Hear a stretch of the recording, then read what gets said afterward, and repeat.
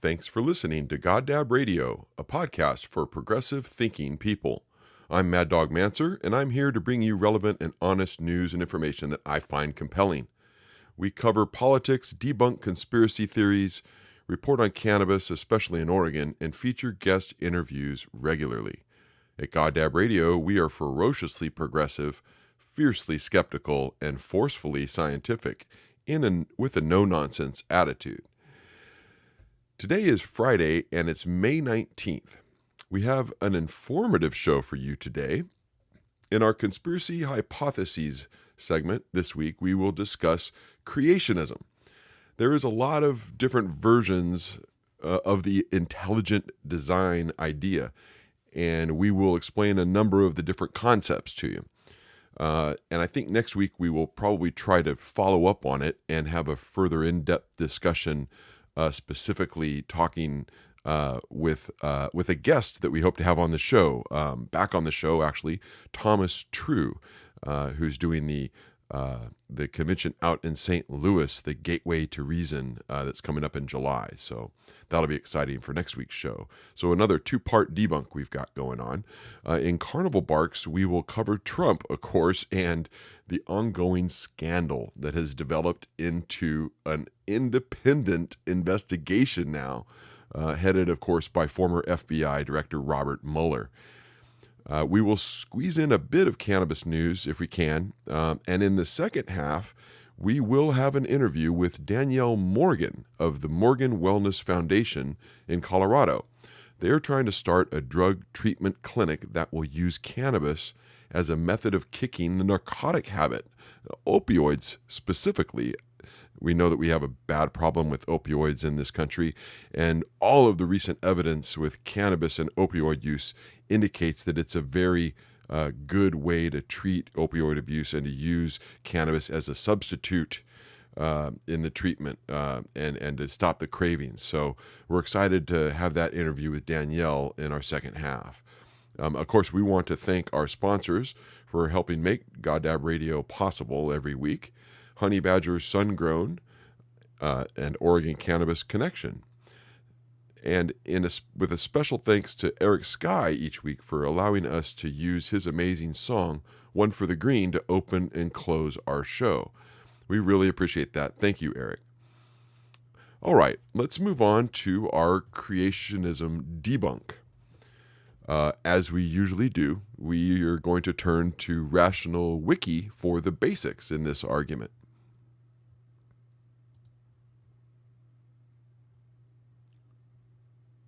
All right, and so at Rational Wiki, again, if you haven't been to Rational Wiki and checked it out, I recommend you do. If you're a skeptic like me, then it is one of the great resources out there for everything. It's just great. They break down every kind of conspiracy theory you can imagine, and since it's a wiki, if you're interested, you can participate in it and sign up and edit articles as well. It's really cool. And as usual, they start with a quote. Several thousand years ago, a small tribe of ignorant near savages wrote various collections of myths, wild tales, lies, and gibberish. Over the centuries, the stories were embroidered, garbled, mutilated, and torn into small pieces that were then repeatedly shuffled. Finally, this material was badly translated into several languages successively. The resultant text, creationists feel, is the best guide to this complex and technical subject. That from Science Made Stupid from 1985. That's a great description of my belief in religion. The Bible, the Quran, all of it, the Torah, every book out there, all the writings on religion are based in that sort of rudimentary thinking from ages ago. So anyway, my personal thought. Let's go on, move into Rational Wiki here, and do a little delving into. We'll have that more in-depth discussion next week with Thomas on the show. But this week we're going to break down all the different types. So, creationism is a belief that asserts a God or God's created reality through divine intervention, rather than that the universe arose purely through natural processes. Creationism is often used as a synonym of young earth creationism, but the two are not identical. Due to the existence of many and varied religious beliefs, and due to varied attempts to make creationism into something, quote, scientific, unquote, creationism takes many forms. Old earth creationists believe in deep time for the universe, but may reject evolution, common descent, or deep time specifically for the earth. Young earth creationists hold the entire universe is less than 10,000 years old.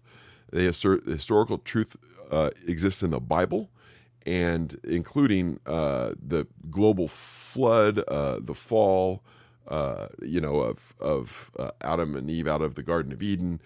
They reject evolution to varying degrees. Despite intelligent design proponents' dishonest protests, religious faith is in the often literal truth of holy texts, such as Genesis, is the foundation of creationism. Literalism is a tenet shared by fundamentalists and creationists of Christianity, Judaism, Islam, Hinduism, and other religions. And of course, they take it completely literal, the Bible.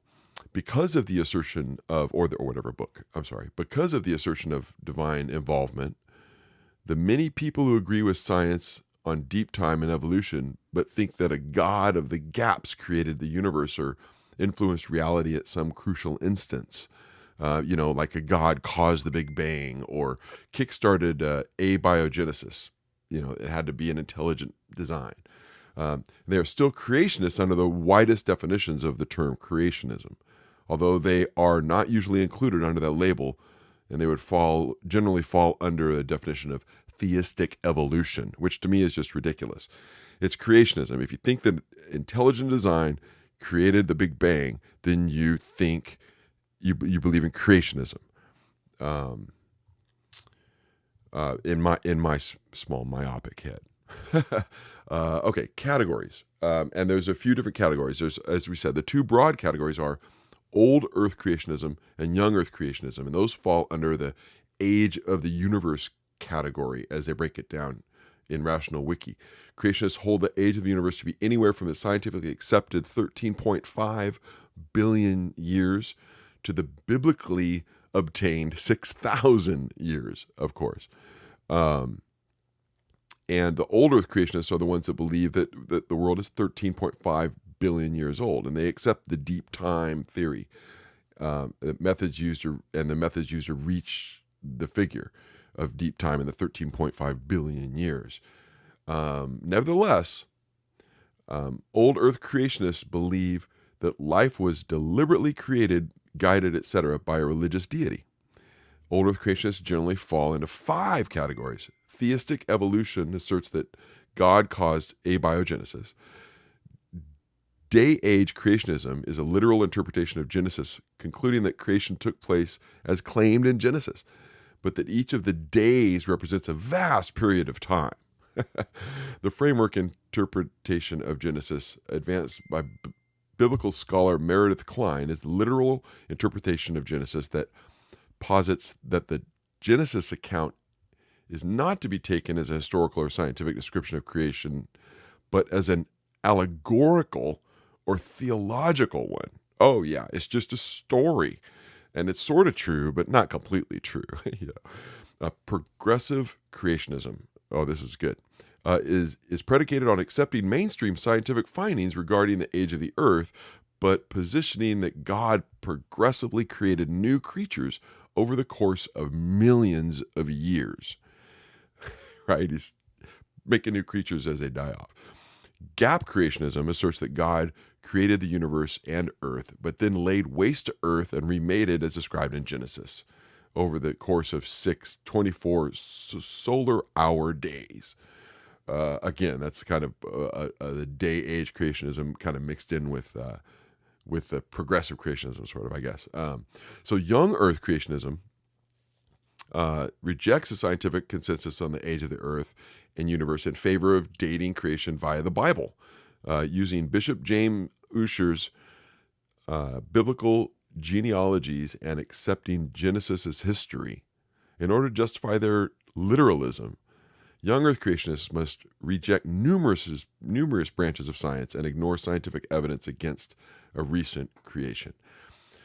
YECs, they call them young Earth creationists, fall into a few categories on the age of creation. Universe and the Earth were created 6,000 to 10,000 years ago over 6 days, and allow evidence that the age and show evidence of that age. The universe and the Earth were created 6,000 to 10,000 years ago over 6 days, but was designed to look old to test believers' faith. There you go. It was designed to be old, just to try to trick us. The universe was created 13.5 billion years ago, but the Earth, and sometimes the solar system, was and were specifically created 6,000 years ago. Oh, there you go. A combination of old Earth and young Earth. Some young Earthers accept theistic evolution or intelligent design, despite the contradictory requisite billions of years. That doesn't make any sense with the 13.5 billion years. Animals rapidly speciated after the flood from a few original kinds. Yeah, right. Okay, that all happened fast. Only microevolution occurs. Evolution without speciation. No evolution, not even heritable mutations occur. No evolution at all. Doesn't exist, not real. That's not a good idea. And then, of course, there's religion. This is another one of the categories. Religion. Creationists can be of virtually any religious stripe, of course. The Judeo-Christians, of course, believe in the Bibles, the Torah, the Old Testament version, and they have the same belief system in the Genesis and everything else. Islam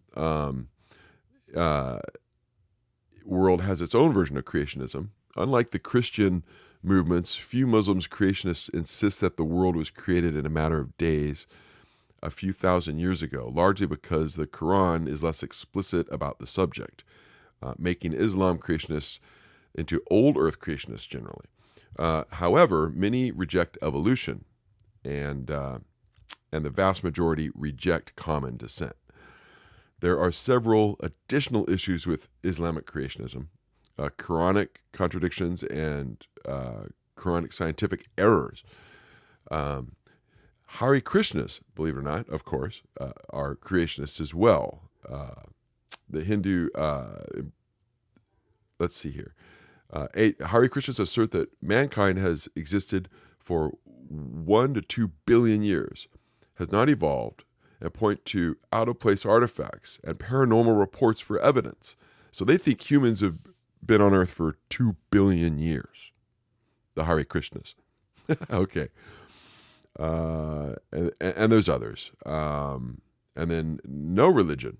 There's intelligent design proponents as a part of attempting mainstreaming of creationism that have argued design isn't an inherently religious argument, but instead can operate under the secular framework of science, which is just absurd. Intelligent design proponents generally raise two arguments for intelligent design's secularity. The designer need not be the Christian God, and irreducible complexity requires a designer. There you go. The irreducible, I've heard this argument before, because science can't explain how something evolved. In turn, the non-religiousness would allow ID into the classroom, intelligent design. Yet, intelligent design proponents are almost always Christian fundamentalists and don't hide it well. They don't. Consequently, intelligent design proponents often effectively rule out anything but a religious explanation. And then there's the acceptance of evolution, and that that's a whole nother category. And these folks that actually accept evolution but still think there's intelligent creationism going on. The deistic evolution asserts a range of ideas. Natural history is true, and God is the non-intervening and disinterested creator of the universe. Like someone who accidentally created a universe, didn't know what to do with it, and put it in storage. um, Natural history is true, and God is the non-intervening but interested creator of the universe, like a scientist observing an experiment they can't or won't control, like, the dome or something. Natural history is true, and God is the non-intervening creator who nevertheless set up the universe to work towards a certain end, like a watchmaker, right? Completely tinkered with everything. Theistic evolution is another one of these groups. Theistic evolution holds that evolution happened, but God guided it somehow. Many theist evolutionists hold that God somehow made humans special, in addition of a soul, morality, consciousness, etc., somewhere along the evolutionary path. Others assert that God ensured that evolution of life, of intelligent life, or of humans specifically, either via merely setting up the environments, through ensuring the proper mutations, or that sort of thing. Of course, then there's the intelligent design, is the same as theistic creationism, essentially, but argues that not only did God intervene, but God's intervention was necessary for some aspects of life, like the irreducible complexity. Such arguments are almost always based on personal incredulity. Interestingly, all arguments for intelligent design currently consist of picking holes in evolution rather than positive evidence for design. However, principles of emergence of complexity theory are fundamentally incompatible, with intelligent design, as they explain complex structures under naturalism without a designer. Rapid speciation. This one's a good one. We talked about it a little earlier. Some creationists, in order to fit the history of the Earth into 6,000 years, in order to allow a massively smaller number of species kinds necessary to fit on the ark, in order to explain the existence of carnivores and other animals that couldn't be part of the garden, argue that speciation rapidly occurred after the fall or after the flood, allowing the current diversity of life. Hey, at least they accept evolution happened. Microevolution only. Some creationists assert that macroevolution is impossible, meaning that no new species kinds can be created. Instead, either only mutations happen which allow microevolution, meaning in-species evolution happens, and stuff like different colored fur is possible, or webbed toes, or things like that. Mutations can only reduce information content to the genome, and so all evolution is merely the breaking down of life forms. Wow, that's just goes against all science. Exact opposite of what really happens, right? I mean, it's just crazy. And then lastly, there's no evolution. Lastly, some assert that no mutation or genetic change occurs whatsoever. This type of creationism is mostly dead, but had some followers until the discovery of genetics and DNA. And now, of course, we know that evolution is real. If you don't believe in evolution, then you probably shouldn't be listening to Goddab Radio. But if you do believe in evolution and you're still intrigued by what we're talking about, please tune in every week, and hopefully we can change your mind about many other subjects as well. But evolution is a fact, folks. So just think about that. Remember that. Number one, most important thing, I think, sort of. All right, that's enough for this week on that. We've got a lot more to talk about having to do with creationism. So I hope to get Thomas on for next week. If we can't, we'll have him on in a later show. I haven't even talked to him about it, so I'm just doing that on a whim and a prayer. So there you go. I think we're gonna discuss a little cannabis news here to take us to our Trump stuff that we're going to be covering. I think we'll do the Trump after the beginning of the second half, but I had to bring you this Cannabis news piece. As most of you may know, I published the Oregon Cannabis Connection newspaper and the OCCnewspaper.com website. If you go there, you'll find this article on British Prime Minister Theresa May and her recent comments that she made. She basically blames cannabis for heroin deaths. The Brexit-leading Prime Minister of the United Kingdom recently went on ITV News for a live Facebook chat and started spewing canna-bigotry lies and reefer madness nonsense about marijuana. Her comments border on hysteria and are reminiscent of Donald Trump's constant stupid comments that get him into hot water regularly. Theresa May, the conservative Tory party leader, trotted out the typical lies that are repeated by ignorant prohibitionist fools, like Mary Fallon's recent comments in the USA. Conflating marijuana use with drug abuse, the British leader displayed her ignorance to the world when she answered a question from Emma, a Facebook viewer who wanted to know why she can't support cannabis legalization. Quote, "There have obviously been some studies into the use of cannabis or the derivatives in relation to the medical use, but the reason I don't believe in legislating making cannabis use legal is because the impact that I see it having on too many people in terms of the drug use. And I think that we've seen a stronger forms now being used. I think it can have a real impact on people in terms of their mental health, but it can also, of course, lead to people doing or going on to harder drugs. There's a wonderful woman in my constituency, Elizabeth Burton Phillips, who runs Drug Fam, which supports families. One of her twin sons, they both started on cannabis when they were at school, went on to heroin, and one of her twin sons committed suicide. This has a huge impact on families." Let's unpack this short but ridiculous comment this ignorant and truly uncaring leader said. Quote, "There have obviously been some studies into the use of cannabis or the derivatives in relation to the medical use," commented May. "This is the whole point, Prime Minister. You just ignore the studies that show the rest of your statement is full of lies and fear-mongering. I don't believe in legislating making cannabis use legal is because of the impact that I see it having on too many people in terms of drug use," she said further, which sounds like a compassionate position, but it's based on falsehoods and lies. It does not matter what you think, Prime Minister, because your opinion is irrelevant to facts.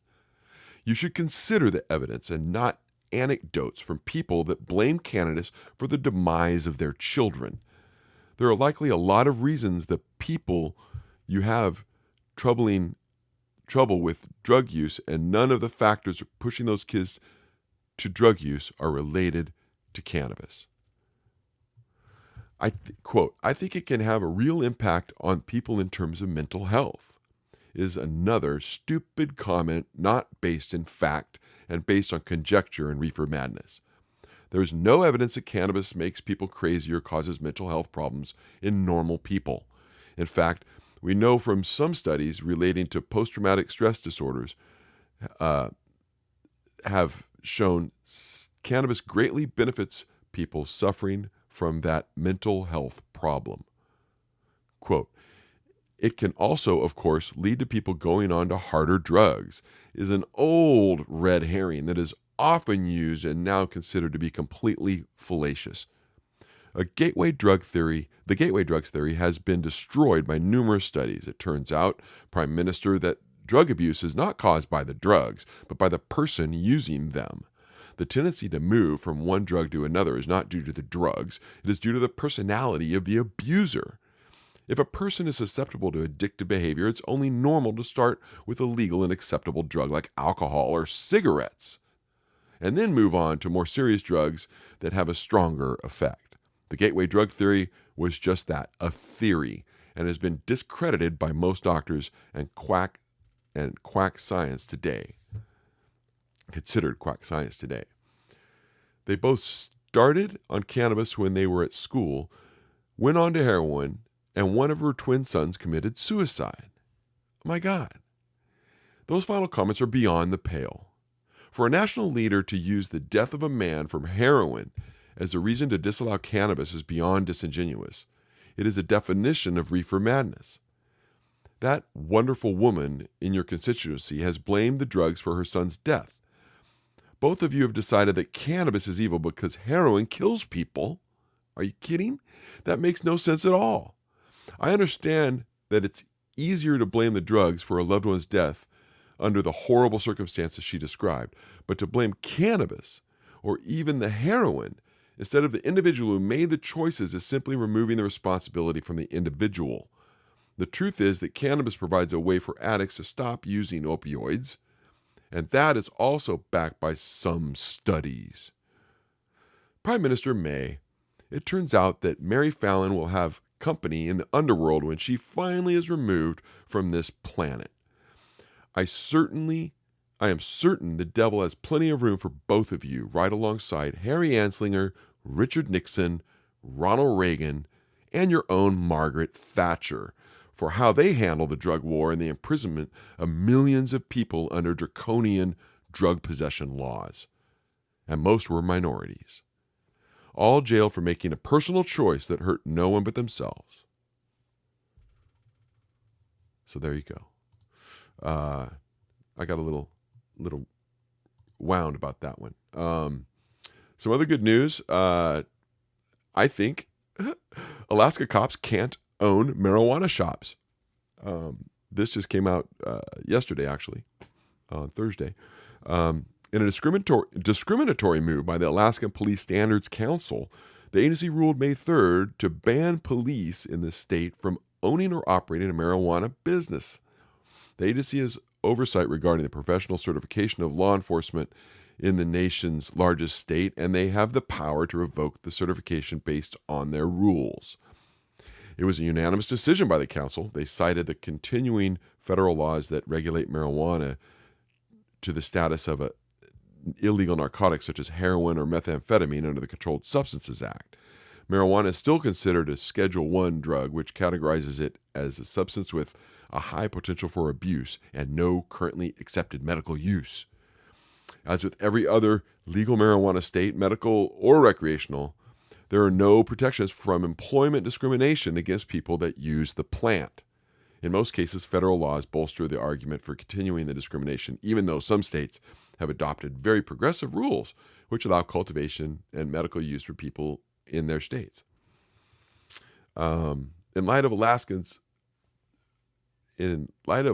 proud entrepreneurial spirit, the council felt it may be only a matter of time before a certified officer considering pursuing a license to possess, distribute, or cultivate marijuana in Alaska, said the council director, Bob Griffiths, in a written statement.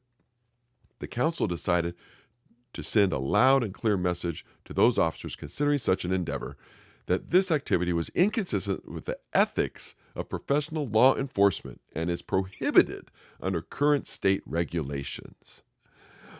It's unethical to be involved with marijuana if you're a police officer.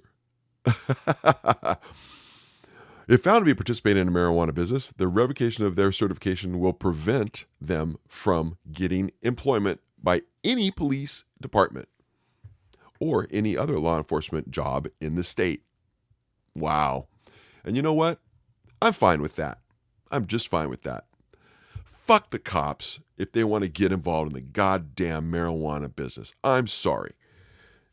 It's just a bunch of bullshit.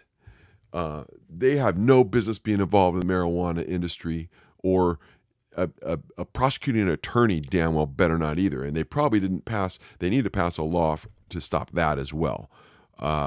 Nothing worse than seeing some piece of shit sheriff like Sheriff Winters down in Jackson County, Oregon, near Medford, who might, I heard, be getting into the marijuana business after throwing people in that industry in jail for years. If that kind of thing happens, that is absolutely ridiculous, and nobody should ever buy any weed from his shop, right? We can assume that people will absolutely boycott that dispensary if it exists. If it does, I'll let you guys know. All right, let's get on. Let's get on here to some news from our sponsors. Let's do that, and we can't do this without them. At Honey Badger Sungrown, they care about providing natural products. There are no chemical pesticides and no chemical fertilizers used in their cannabis grow, and they are motivated with a passion for natural cultivation. They take pride in sustainable and environmentally friendly cultivation and produce their product on the beautiful Willamette Valley floor. Honey Badger Cannabis is available at a number of dispensaries, including Grow High Station in Portland and Stash Cannabis Company in Beaverton. Ask for Honey Badger Sungrown products at your dispensary. You can visit them online at www.honeybadgersungrown.com. Are you interested in cannabis? Do you work in the industry? If so, you should pick up a copy of the Oregon Cannabis Connection newspaper, available at over 380 locations across Oregon. We cover cannabis news and provide solid information on cannabis in Oregon and nationwide. Find us online at www.occnewspaper.com or pick up a copy at one of our distribution locations. We offer an interactive map on our website for your convenience. Oregon Cannabis Connection, connecting the cannabis community in Oregon since 2010. All right. Welcome back to Goddab Radio, our second half of our show this week, and kind of a shuffle of our usual setup. And we've got our Carnival Bark section coming up right now. It's time for Carnival Barks, our weekly Trump roundup, where we highlight recent alternative facts from the so-called president. A segment where we point out the absurdities, lies, and blunders coming from Trump and his inept administration. And as we mentioned last week, Trump has dug in deep and is now subject to a special prosecutor, that being Robert Mueller, former FBI director under Bush and Obama. He is impeachable, to use a popular phrase right now, and should perform a great investigation into everything that's been going on with Trump and Russia and anything even slightly associated with it. And of course, we know what is slightly associated with it. It is his firing of Director Comey to prevent him from looking into this investigation of the Russians.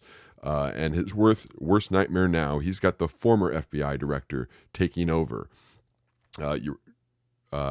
Deputy Attorney General Rosenstein seems to have come to his senses after over a week of delays in appointing a prosecutor.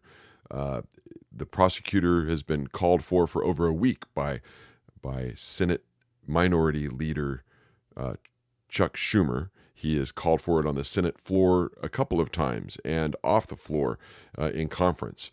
And it looks like Rosenstein finally agreed that it appears the day after the Comey memo was released that he decided a special prosecutor is in order. And of course, the Comey memo is something that is going to really be not good for Donald Trump, who's denying it completely, but it's something that Director James Comey did regularly ever since he moved into positions in the government in Washington.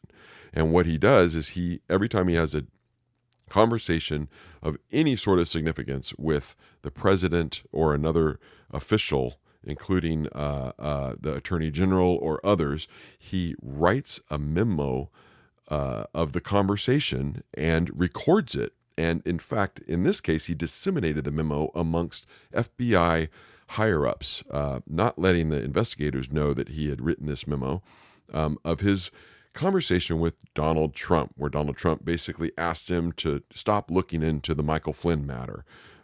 So I think that we've got a real conundrum here for the president, and one can only hope that this piece of crap ends up having to resign. I don't think he's going to wait to be impeached. That would be a complete loss if he were to lose and be impeached. If he were to resign, he can say that he's doing it on his own terms, and he can claim some sort of victory. So mark my words that Donald Trump will be resigning inside of 4 months, I believe, 3 or 4 months. He will resign, and he will declare victory as much as he could and say that the witch hunt isn't worth the trouble, and he's going back to his businesses. and they were going to have we're going to have Vice President Mike Pence. That's right, as president. So one thing about Mueller, other than getting to the very bottom of this, Trump can actually fire him. The special prosecutor law expired in 1999 and was not reinstated, so a truly independent court-appointed counsel is not what we have. We have a DOJ-appointed counsel that is subject to the president's whims. Not an ideal situation, to be sure, with this president, so-called president. He also exposed classified information just this last week to the Russian ambassador and the foreign minister when they were in the White House for a meeting. No American press was even allowed in the room for this meeting. Completely strange behavior by this fake president. The information he disclosed may well risk the lives of Israeli operatives that helped our intelligence agencies. Of course, he said he has the right to declassify anything, which in fact he probably does, being the president. But he's an idiot, so that may not be too smart for him to do that, especially when he doesn't even understand what he's doing. I must say that I was very disturbed by the disclosure of the classified information to the Russians. I think that if somebody dies from this, he ought to be held criminally liable for it. We'll see what happens with the FBI probe. I think that we're going to see that it's going to unravel rather quickly. I think that he's surrounded by a bunch of sycophants basically now, and they have no balls. The Republicans need to come along into reality and quit encouraging or helping Donald Trump and his ability to do what he's doing, and trying to stop investigations. He fired Sally Yates, the Deputy Attorney General, who was the first one to notify everybody about Flynn. And he's basically taken Flynn under his wing and is all protective about Flynn.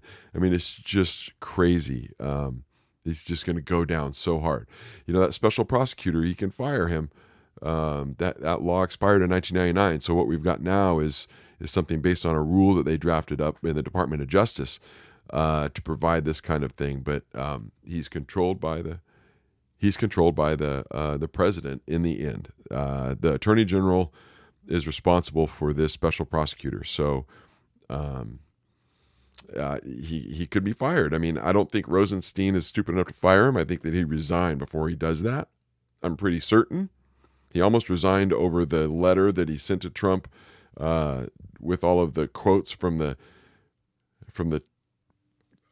television pundits about firing, how he should fire Comey. And yeah, it's really crazy, folks. It's really crazy. Things are coming unraveled fast. 120 days, 4 months. We're 4 months into this presidency, and it's coming unraveled. No surprise. The foolish idiots, ignorant fools, dumbasses who voted for Trump, thinking anything different would happen, are dumbasses. I'm sorry. If you voted for Trump, you're a dumbass. Simple as that. And if that offends you, good, because you should be. You should be fucking mortified that you voted for this son of a bitch and he's sitting in the White House. That's what you should be. Fucking mortified. With a capital F. All right. So anyway, enough about Donald Trump for today. This is great. I'm going to have our Carnival Bark segment's going to get short and sweet because he's going to have to start shutting his damn mouth. He's going to get an attorney that's going to take his Twitter account away, and we're not going to have any much more to cover on Carnival Barks except the updates that we might get from leaks from the investigation. Let's hope somebody in that investigation leaks us some good, great leaks, because we need to know what's happening. We can't wait to find out. I'm just saying. Anyway, so enough of Carnival Barks, and now I want to move on to our interview with Danielle Morgan with Morgan Wellness Foundation, and we're going to talk about opioid treatment with cannabis and what's motivating her and what they plan to be doing there at Morgan Wellness Foundation. So here's my interview with her. Enjoy this, and here you go.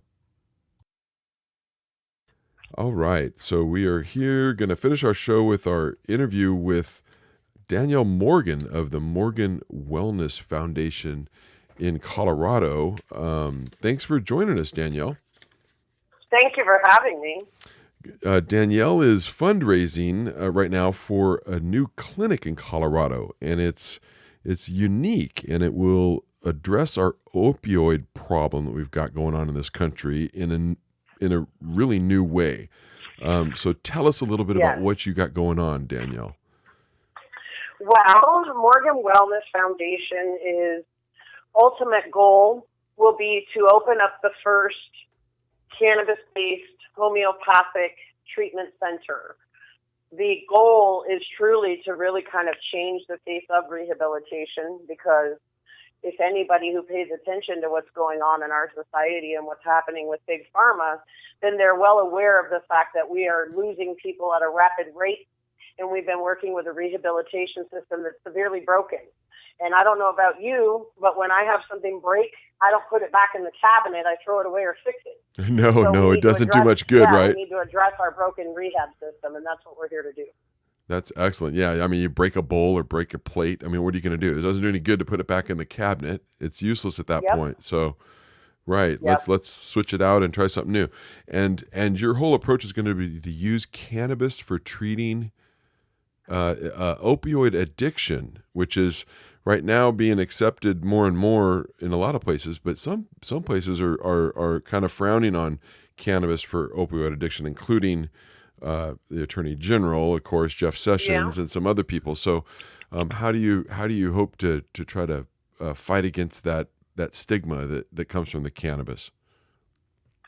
Good question. I really feel that the only way we're going to turn people's stigma of it being a negative thing or it's not a medicine is to educate people. And that's the biggest thing about Morgan Wellness over the next year before our center is feasibly open, is to actually educate the community, which means not just Colorado.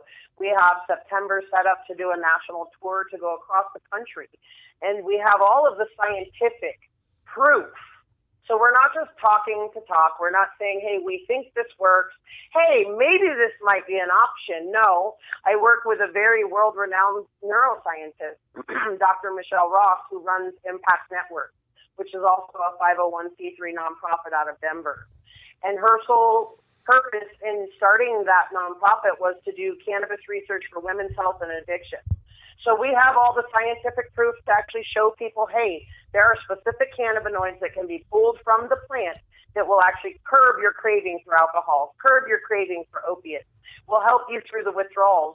So really the best way is going to be to educate people, and that's the biggest thing that we're trying to do, is educate people to turn that mentality that society has given us about cannabis being the devil's lettuce into, hey, no, this is really a nutrient that we all need. We have an endocannabinoid system that Dr. Michelle Ross published her first paper on in 2006 about how we need that. We need that to be able to live. It's a nutrient that we're deficient in. Right, and Dr. Ross is with Impact. Is that yes, her organization?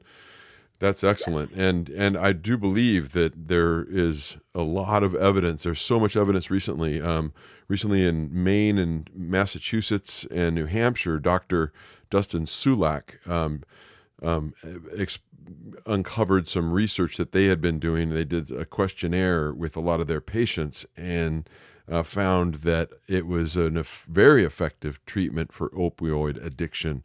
Yes. Absolutely amazing results that he got from the questionnaire, which really demanded more research. So do you think you're going to be able to combine your treatment facilities operation with the ability to hopefully garner some grants, research grants on really putting down some big research numbers on using cannabis with opioid addiction? It is very interesting that you asked me that question. Yes, we actually just applied for a grant from a place that we received a grant or impacted last year. And I would like to share a little bit, if you don't mind, about what Morgan Wellness and Impact goals over the next year with the money that we're raising, and to open the center, what the purpose of some of these grants and the money that we're raising is going to go for. That sounds excellent. Yeah, let us please explain. So, as I kind of said before, the main goal is to open the center, which is obviously going to cost a lot of money. We have a pretty high projection, but I do believe in miracles, and everything to this point truly has been almost like a miracle. I think it'll probably be gifted to us. But, who knows? Either way, in the meantime, we have a lot of work to do in order to make this possible. So in order for me to have a center that I can actually medicate people at and not have to send them away, some legislation needs to change. There was a bill that actually passed for us to be able to get scientific licensing to do the research and grow. So that was huge. That's something that just passed on the last day of legislation out here and was written the day after Dr. Ross did a huge convention in Pueblo with some major scientists. And, I think that was really written solely so we could be able to do the research that everybody's dying to do and do it legally on a state level. Obviously, federally, it's still illegal. But Colorado's been leading. Colorado's been leading the way. Really, I just want to interject. Colorado's been leading the way on research and funding for this. It's been awesome. Absolutely. Yeah, absolutely. Absolutely, it's really neat. Pueblo has done a lot. They're really doing a lot as far as the research goes. Dr. Ross, too, she has so much that she has been able to do. She wrote a book, called the vitamin weed, or what, vitamin weed. I'm not sure. I could be saying it incorrect, but she's on her second book right now. Like, if people want to know the science of it, all they have to do is Google it now. Before, we didn't have those options. Before, we didn't have IRB studies. We didn't have the research only from the government, and we know they're not even properly researching it because the cannabis they use is bullshit. Oh, so, not only that, yeah. The cannabis is terrible. We just had some stories about how bad and moldy the cannabis is from NIDA, and it's written into NIDA's rules that they're the Institute on Drug Abuse, not drug use. So their studies are all to find out the drug abuse side effects of using something. They're never to find out the good effects. So they really aren't the ones we should be even seeking the permission from when it comes to it. No. It should be the FDA. We shouldn't. So what we're planning to do for the next year before we're able to open is we're going to introduce some legislation into Colorado and other states to add addiction as a qualifying condition for medical marijuana. We're going to introduce legislation or advocate for policy reform in Colorado and other states for patients who are recovering from opiates to be allowed to use cannabis in place of opiates for pain management in hospitals and other healthcare settings. We are going to create fact sheets on using cannabis to quit smoking, drinking, opiates, stimulants, and prescriptions. We'll have video content, including animated videos, interviews of former addicts, and PSAs on cannabis for addiction, webinars and online education for bud tenders and dispensaries, education for rehab clinics and additional professionals and healthcare providers on safety and efficiency of cannabis for addiction. Also, we're advocating for the inclusion of endocannabinoid system in cannabis to treat addiction in addiction counselor programs across the nation. What else? We want to... That's a lot already. Wow, that's really good. Yeah. I mean, because education is so critical, right? I mean, education is critical, and a lot of that really goes right to the heart of letting people know the effectiveness and what it does. Yeah, absolutely. We will also use the money we raise to design and produce fact sheets, webinars, videos, publication costs for peer-reviewed scientific articles, travel costs for education and outreach, lobbyists, attorney fees, and obviously to open the center at the end of it all. Actually, which of course is going to be a big chunk too. So you're definitely going to need to raise millions of dollars. You got a large. Yeah, we have a $5 million projection right now just to open the center. So. $5 million projection. Mm-hmm. Okay. Well, that's a big goal. I'm sure that you can achieve it. You've got some personal experience that's kind of driving why you're doing this. I mean, what I need to ask you is what makes you the person to get this wellness center and this kind of facility open? I mean, your qualifications aren't really on the scientific side. So what gives you Nope. the drive to do this? Well, I have no scientific backing for myself. I have no educational backing either. I have life courses about addiction and loss and grief and the whole vicious cycle that people go through in the pattern of addiction. In 2002, I lost my father to a heroin overdose. That was the first significant loss I had to addiction. In 2011, I lost my 18-year-old sister to an opiate overdose. That was my most significant loss to date. That was like losing my sister, my daughter, and my best friend all in one swoop. And then after that, I started abusing pills myself. I think I was seeking out why. What was she chasing? What was so great that it would take her life? I don't know, but I had never abused anything prior to that since being a teenager. I had messed around with meth and different drugs as a teen. Once I went through a program and got out as a grown person, I didn't touch anything but cannabis for 20 years until I lost my sister. And then I started abusing pills and anything I could get my hands on because I didn't want to live. I just wanted to die. And after losing 9 more significant people from 2011 to date till now, I decided that it was a true epidemic, not that I was just going through, but the whole country, and there is no particular type that it chooses. You are just as susceptible as I am and anybody else. There's policemen and doctors that are just as bad of junkies as the person that you think is what you would see society is calling a junkie. So we can't stereotypical box this problem anymore is where we're at. So once that happens, now you've got to find somebody who's brave enough to have the balls to speak out and deal with the people who are going to backlash and talk shit and bring up their past, because I have a tattered past as well, and one day I'll tell you that story. It's just not going to be today. But I definitely have a past that brought me here. You know, I lived a really rough, abused, used, abandoned life, and I didn't have anybody there to help me. And if somebody would have reached out to me, I might have ended up in a different place. And that's all I can hope for, is that what I tell people, what I show people, and what I offer them will give them the ability to get well and not get the phone call that I got over and over and over. That is the most horrible call you can get. Well, yeah, that's a really inspiring story. My goodness, 9 other folks on top of your sister? Yeah. Wow. 1 year after my sister, my uncle, I watched bleed out and die from Hep C from being a needle user. Most horrific death I ever saw. A year later, my mother passed away from an opiate overdose. A year after that, my aunt died in my home of terminal cancer. She was also an abuser of pills, though. Yeah, I've had nothing but loss. Almost every loss I've ever had has been to addiction. Wow, yeah, that's a motivating factor for sure, right? Yeah, for sure. Wow. Yep. Wow, I don't even, that just kind of leaves you speechless sometimes. I mean, and this epidemic has reached across so many different lives in this country. I mean, every kind of class of person, yes.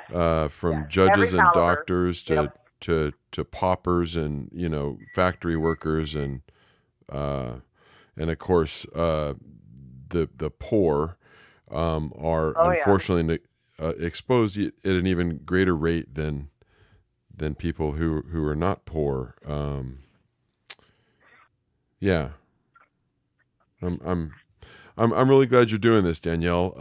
And I would be interested in speaking further with you on this as we go down the road. I think that that both Goddab Radio, of course, but as well my newspaper, the Oregon Cannabis Connection, would both be interested in continuing coverage of your progress. Yes. You have a fundraiser coming up immediately, right? Isn't that right, in June?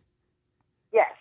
So Impact Network and Morgan Wellness is putting on a soiree of the arts fundraiser on June 23rd in Denver. It'll actually technically be in Lakewood, where the venue is.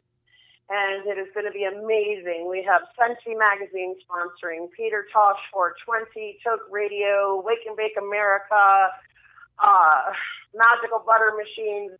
We're going to have comedians, spoken word, fire dancers, live art, henna artists, reggae bands, and live auction, silent auction, a dunk booth. Oh, God, it's going to be insane. Wow, that's a big event. Where is this going to be happening again? At the Baldoria on the Water, which is in Lakewood, Colorado. and that'll be on June 23rd. You can check it out on Facebook. There is an event for a soiree of the arts. You can also go to morganwellness.org to learn more about what we do. You can go to impactcannabis.org to learn more about Dr. Ross and all her amazing studies that she's done. Yeah. Excellent. I think that's great. We'll provide the links, especially to Morgan Wellness, in the Goddab Radio notes, so that people, when they're listening on their phones, they can just tap on the link and actually go to it while they're listening. It makes it really, really excellent, actually. So we are still looking for vendors and sponsors. We have one more week that we're willing to accept a few more vendors and sponsors. If anybody out there listening wants to, give us a call, email us, go to the website. We'll be more than happy to work with you. Okay, good. Well, our broadcast it goes off on Friday, so that hopefully that'll be okay. Work. And we'll just, if they heard it on Goddab Radio or the article that I write on Oregon Cannabis Connection, that if they mention it, I'm sure you'll help them out, right? Oh, absolutely, for sure. Yes, absolutely. Yep. Excellent. All right. Well, Danielle Morgan from Morgan Wellness Foundation, thanks for joining us on Goddab Radio, and I hope we can have you back here a little closer to the event, or maybe, we should set up a time to plug it again, or maybe talk right after the event. Yeah, that would absolutely. Be great. Let's do it. You could even, if you wanted to, I don't know, but we could even set up for a way to maybe run a podcast at the event. That would be great. Maybe we could do just a live chat with you while it's going on. Maybe I'll talk to you and we can just record it. That would be cool. Yeah. All right. That'd be really cool. I'm all about trying new things. Yeah. Our podcast is pretty new, so I'm all about trying new technological things. Excellent. Excellent, Danielle. Well, perfect. Well, thanks for being on the show again. And what's that website one more time for folks to go check out? The Morgan Wellness? morganwellness.org or impactcannabis.org. Excellent. Perfect. Great. They can also add me on Facebook if they'd like. I'm a very personal founder. I contact people directly. I respond to messages myself. I'm very, very involved. I don't send you off to somebody else. I'm Danielle Morgan on Facebook. Add me, Morgan Wellness Foundation, on Facebook as well. Excellent. Great. You're going to get to 5,000 friends in no time. You're going to then you're going to have to start filtering them out. You can be picky. All right. Great. Excellent, Danielle. Well, thanks for being on with us and explaining what you're doing. And we're going to be excited about keeping up with you and tracking what's happening with your foundation. Thank you so much for having us. We appreciate you very much, and we love what you're doing as well, and we want to help you to promote what you're doing as much as possible because you're doing a great thing. Oh, great. We appreciate that. Thanks a lot, Danielle, and we'll catch you just in a few weeks then, I think. Okay. Perfect. Thank you so much, Keith. You have a great night. You too. Bye-bye. All right. Yeah, that was some great information there. I really hope that they're successful in getting their facility open and starting to treat people and get some good research done on cannabis with treating opioids. I think it's an important thing, and it can really help. I'm sure.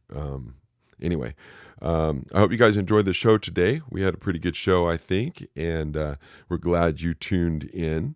You can catch our show every Friday. It's at 3 p.m. on Fridays and available on all the typical places you can find a podcast, including TuneIn. Of course, we're on iTunes.